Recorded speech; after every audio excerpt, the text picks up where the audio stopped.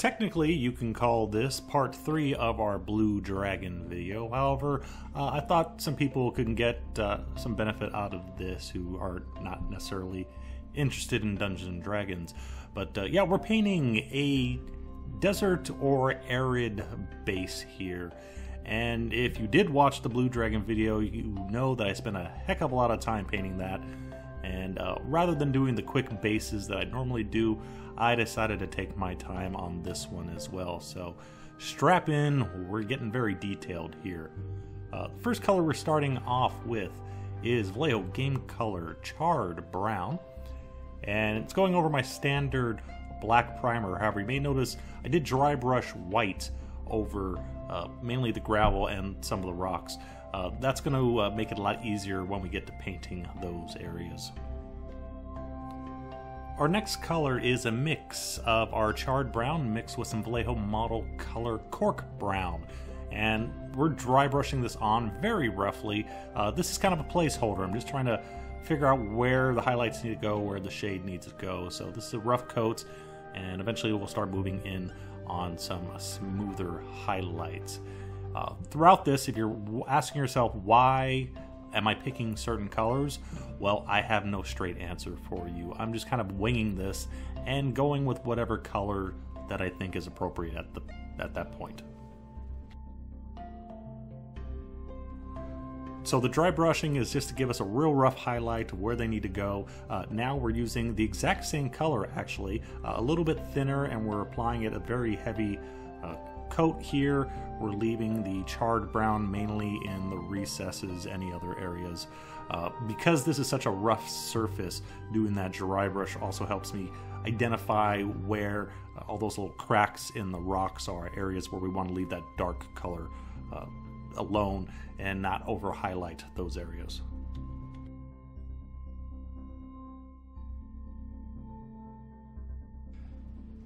To our 2-color combo, I've added a third color now, and that is Vallejo Game Color Filthy Brown. 2 reasons for that. First of all, I need to make the base blend into the colors that I used on the dragon. Don't want to use the exact same colors, but going in more of a slight yellow direction will help to make cohesion better between the dragon and the base, so they look like they're somewhat related to each other. Visually, it looks a lot better. The other reason is I kind of decided while painting this, I'm going to use colors that I never used before. And I got this bottle of Filthy Brown that I rarely use, and it seemed appropriate that we can work it into this paint scheme.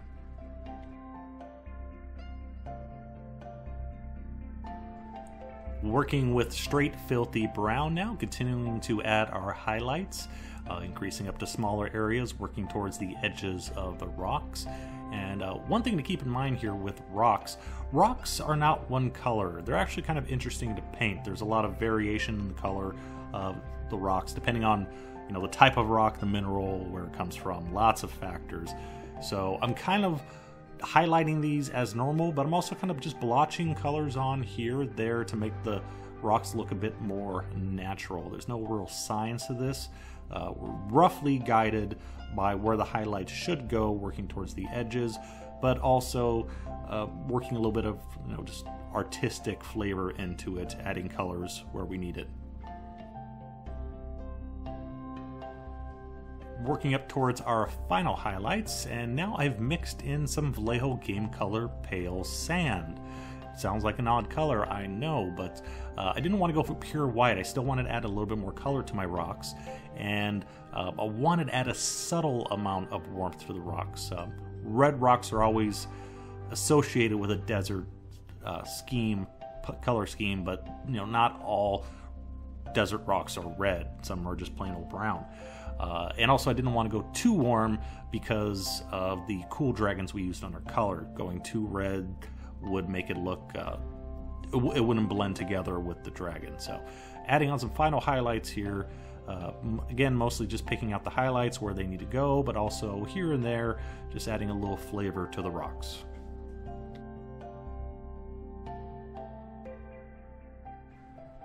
Sticking with our two themes here, using colors that I don't normally use and also adding a bit more variation to the rock. I have a mix here of our original Charred Brown mixed with some Vallejo Game Color Terracotta. I did mention before I want to add just a little bit of warmth to the rocks, so I'm using a wash glaze here to add some color in the recesses or on some of the larger surface areas, just to make it, once again, add a bit more variation to the stone and make it much more interesting.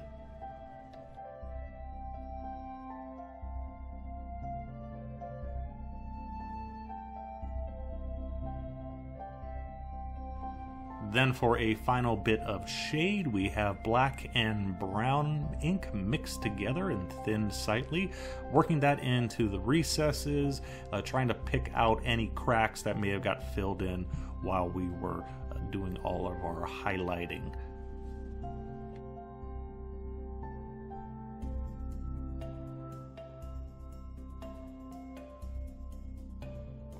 Now on to the sand or dirt or whatever it is. For that we're using Vallejo Model Color Beige Brown, and putting on fairly heavy coat.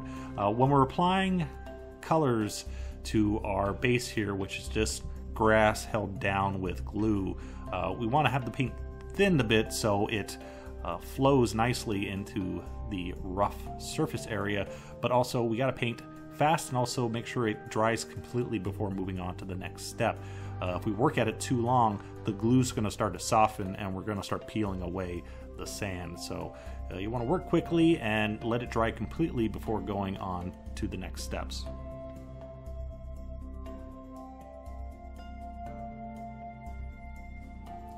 Over the beige brown, I applied some Vallejo Game Color Heavy Skintone. The beige brown was still a little bit too dark. Because I use the black primer, sometimes you got to put a couple base coats on the base to bring it up to a proper color. And also, sorry, this is mostly off camera due to a big honking dragon in the way. But the heavy skin tone was a little bit of a lighter color. I kind of enjoyed it better than the brown. And also it comes out, not only does it come out lighter because it's a lighter color, but because we're putting it over a lighter coat. The beige brown, as opposed to if we just went with the heavy skin tone over the black primer, we wouldn't have such a nice rich color showing through.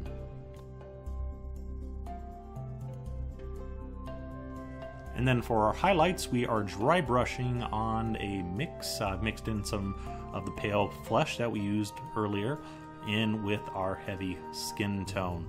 And again, using the pale flesh because it has a slight warm hue to it, has a touch of pink, which makes it a lot better color than just using pure white here that would have stood out too much. So we have a little bit more warmth in our sand dirt than we do in our rocks. I should have mentioned that all the little rocks on in the sand, yeah, I have to go back and paint all of those. It would have made more sense to paint all the sand first and then the rocks, but at the time I didn't know what color I was going to paint the rocks, so that's why I have to go back and paint all those again.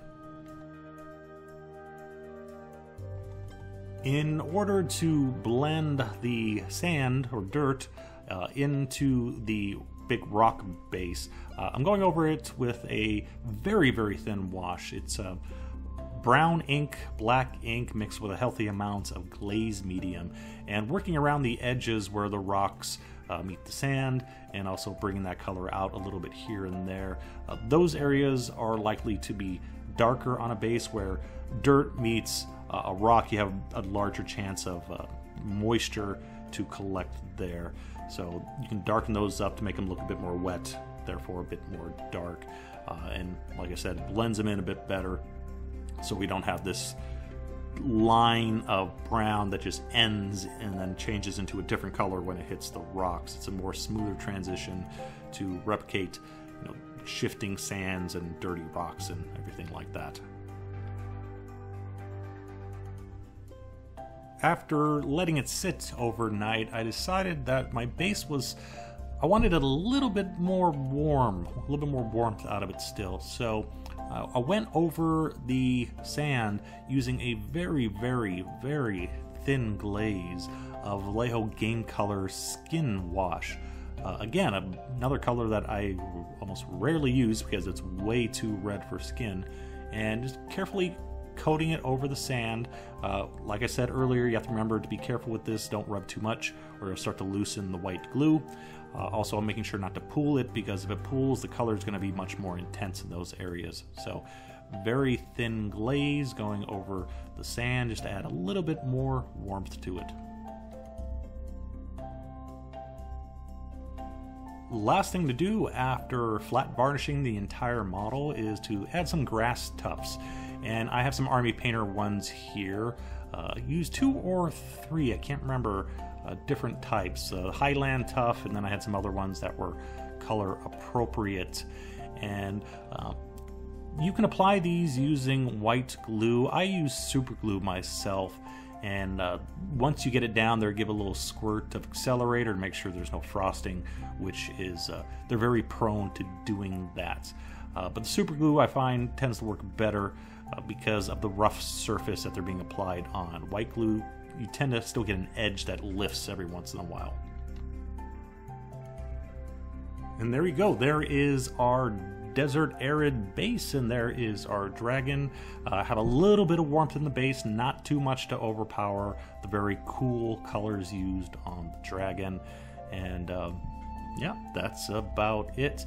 A little complex, I think, for our regular trooper base, but the colors actually worked out pretty well. We have, like I said, there's a little bit of color variation in the rocks, but if you're doing something a bit more complex, hero base, something like this, definitely spending more time on the base really helps things to stand out just a little bit more. So, hope this helps. Thanks for watching. Bye-bye. It's all part of a new program we like to call Deep Hurting. Deep Hurting.